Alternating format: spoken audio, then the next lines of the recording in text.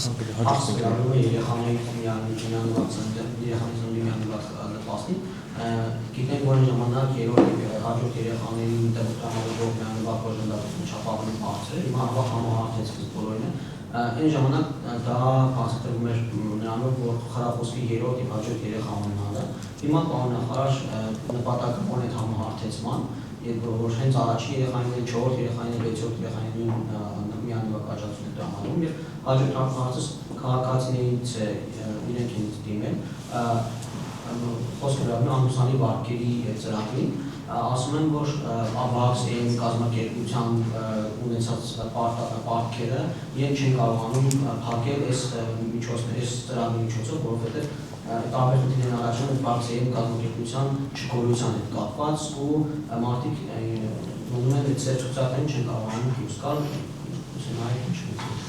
Շնորհակալություն հարցերի համար, սկսեմ առաջինից, տեսեք, միանվագ ծննդյան նպաստը մի հիմնական նպատակ ունի կամ պետք է ունենա, այսպես ասեմ, եւ մենք վերադարձել ենք այդ մեկ հիմնական նպատակին, դա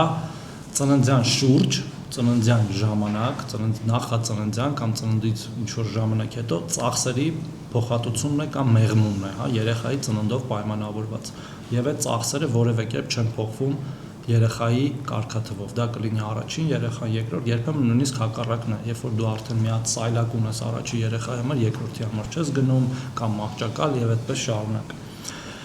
Բայց մենք շարունակում ենք խրախուսել երրորդ եւ հաջորդ, հատկապես երրորդ եւ հաջորդ երեխայի ծնունդը մեր մշտական նպաստը, որը ես ինչպես նշեցի, 6 տարվա ընթացքում դառնում է 4 միլիոն դրամից էլ ավելի ու միջազգային փորձն է դա ցույց տալիս, որ միանվագ տրվող գումարները դրանք հիմնականում արագ ծախսվում են, շատ արագ։ Եվ հետո երեխային աջակցելու համար այդ ընտանիքները, հատկապես բազմազավակ ընտանիքները, պարզապես գումար չեն ունենում։ Դրա համար էլ մեր երրորդ եւ հաջորդ երեխայի ծննդյան նպաստը ամսական 50,000 դրամի չափով դարձել է մշտական, այսինքն աջակցության ծրագիրը, որը ավարտվում էր 31 դեկտեմբերի 2025 թվականին։ Հիմա մշտական նպաստ է, որով մեր բոլոր քաղաքացիները, որոնք երրորդ եւ հաջորդ երեխա կունենան, մինչեւ 6 տարեկանը կստանան 50,000 դրամ եւ մենք շարունակելու ենք կենտրոնանալ հենց այդ տիպի աջակցությունների վրա, ապագայում այն ավելի լավը դարձնելու։ Հիմա չեմ ուզում առաջընկնող հայտարարություն, բայց ուզում ասել, որ դա է ճիշտ մեթոդը։ Ավելին, երբ որ մենք շփվում ենք մեր օրինակ նույն խնդիրներ ունեցող մոտավորապես ժողովրդագրական խնդիրներ ունեն հիմա աշխարհի բոլոր երկրները, բացի երևի շատ աֆրիկյան որոշ երկրներից, որտեղ ծննդությունը շատ բարձր է, իրենք ծրագրեր են իրականացնում, որպեսզի խթանեն ծննդությունը։ Ու երբ որ օրինակ ես իմ գործընկերներին օրինակ Արևելյան Եվրոպայում հարցնում եմ, դուք ինչ եք տալիս ձեր ինչպես եք խթանում, իրենք ասում են, գիտեք, մենք տալիս ենք օրինակ մի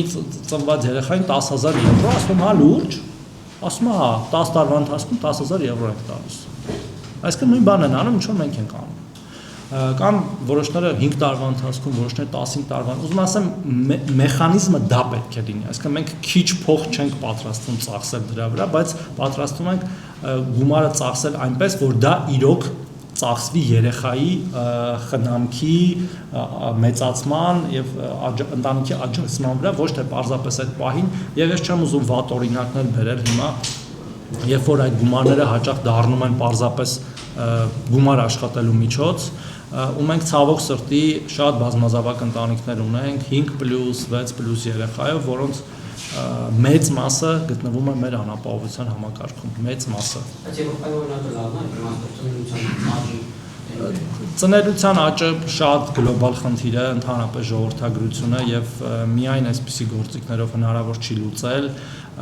եւ շատ ակադեմիական մեծ բանավեճ կա ընդհանրապես հնարավոր է լուծել թե չէ, հիմա չեմ ուզում այդ բանավեճի մեջ մտնեմ, որովհետեւ բոլոր երկրները անում են նման ծրագրեր, մենք էլ ունենք օրինակ երեխա ունեցող ընտանիքների աջակցության ծրագիրը, երբ որ երեխա ծնվելու դեպքում հիպոթեկից ինչ-որ գումար ենք տալիս կամ մարզային բնակավայրերում հիպոթեկի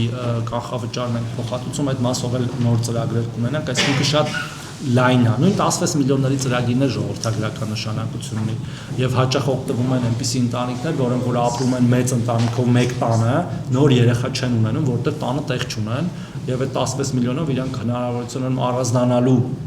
նորակառույց բնակարանում առանձնատան ըստեյության եւ այդտեղ ավելի շատ երեխաներ ունենալու եւ ավելի լավ ապրելու, այսինքն բազմաթիվ են եւ երբ որ մենք ժողովրդագրությանը նայում ենք, ինքը օրինակ նույն ակտիվ ծերացման ծրագրերն են ժողովրդագրություն, երբ որ մենք ասում ենք, որ պետք է աջակցենք մեր ավագ սերնդի ներկայացուցիչներին, որ իրենք մնան աշխատաշուկայում, նոր բիզնես ստեղծեն, այդ ամեն ինչի ժողովրդագրության մասն է, որտեղ ցավոք սրտի շատ երկրներ ունեն ծերացող հասարակություններ եւ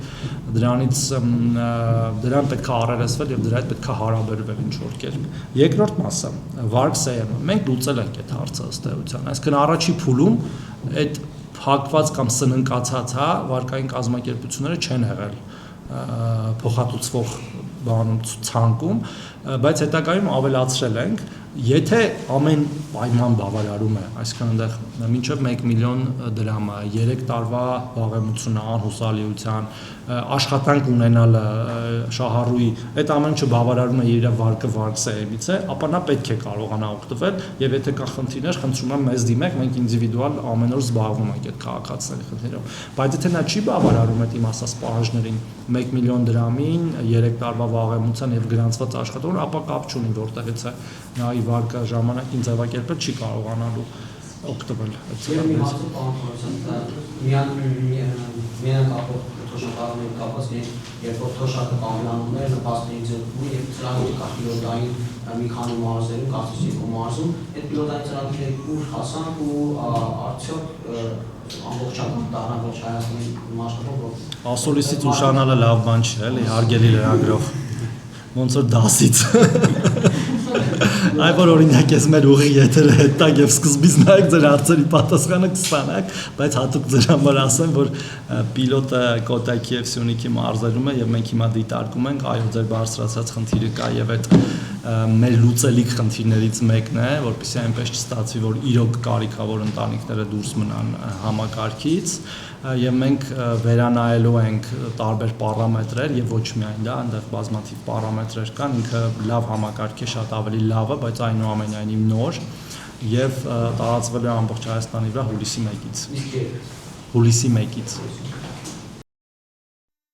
Հավանիչ տեսանյութը եւ բաժանորդագրվիչ նորությունները բաց չթողնելու համար։